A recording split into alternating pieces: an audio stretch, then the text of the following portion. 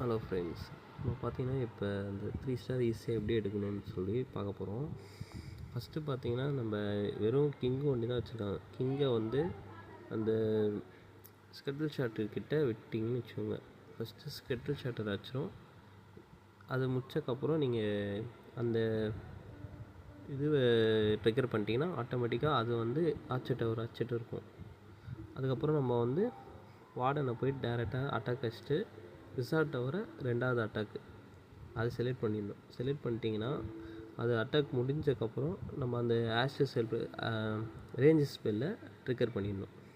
Trigger பண்ணிட்டீங்கன்னா next அதுவே பாட்டுன்னு போகும். நெக்ஸ்ட்டு இவனை அடித்து முடிச்சோடனே அந்த சிங்கிள் இன்ஃபோனோவை டார்கெட் பண்ணிடணும் டேரெக்டாக.